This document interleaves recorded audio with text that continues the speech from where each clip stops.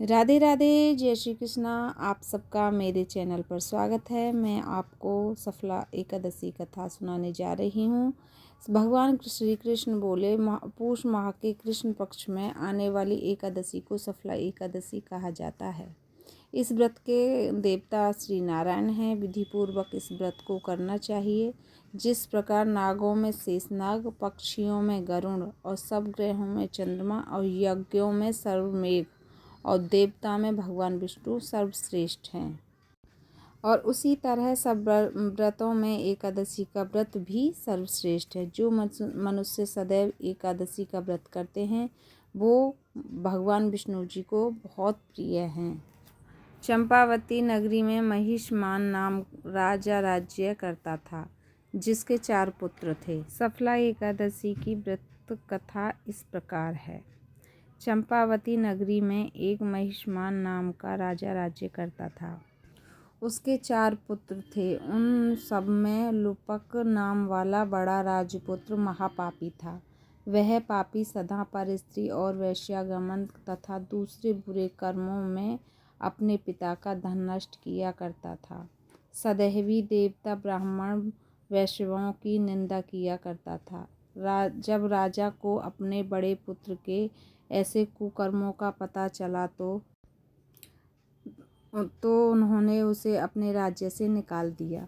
तब वह विचारने लगा कि कहाँ जाऊँ, क्या करूँ।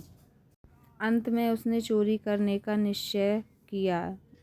दिन में वह वन में रहता और रात्रि को अपने पिता की नगरी में चोरी करता तथा प्रजा को तंग करने और उससे मारने का कुकर्म करता रहता था। कुछ समय पश्चात सारी नगरी भयभीत हो गई। वह वन में रहकर पशु आदि को मारकर खाने लगा।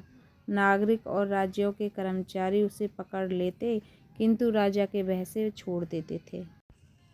वन में एक प्राचीन विशाल पीपल का वृक्ष था। लोग उसकी भगवान के समान पूजा करते थे।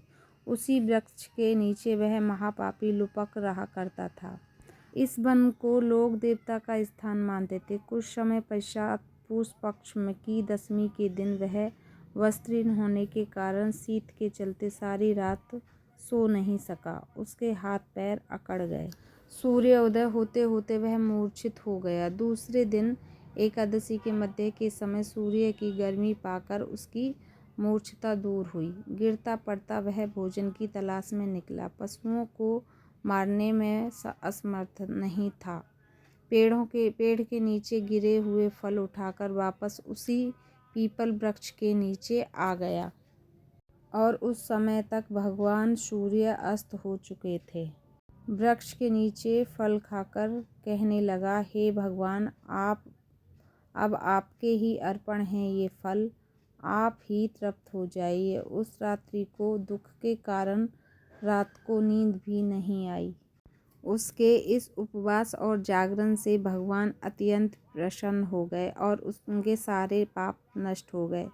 दूसरे दिन एक अति सुंदर घोड़ा अनेक सुंदर वस्तुओं से सजा हुआ उसके सामने आ खड़ा हो गया, और उसी समय आकाशवाणी हुई कि हे राजन पुत्र, श्री नारायण की कृपा से तेरे सारे पाप नष्ट हो गए हैं। अब तू अपने पिता के पास जाकर राज्य प्राप्त कर। ऐसी वाणी सुनकर वह बहुत अत्यंत प्रसन्न हुआ और दिव्य वस्त्र धारण करके भगवान की जय जयकार करके कहकर अपने पिता के पास गया। उसके पिता ने प्रसन्न होकर उसे समस्त राज्य का भार सौंप दिया और स्वयं वन के रास्ते चले गए। अब लुपक शास्त्र अनुसार राज्य करने लगा। उसके स्त्री पुत्र आदि सारा कुटुंब भगवान नारायण का परम भक्त हो गया। वृद्ध होने पर वह भी अपने पुत्र को राज्य का भार सौंपकर वन में तपस्या करने चला गया। अंत में वह वैकुंठ को प्राप्त हुआ। जो मनुष्य इस परम पवित्र सफला एकादशी का व्रत करता है उनको अंत में मुक्ति मिलती है।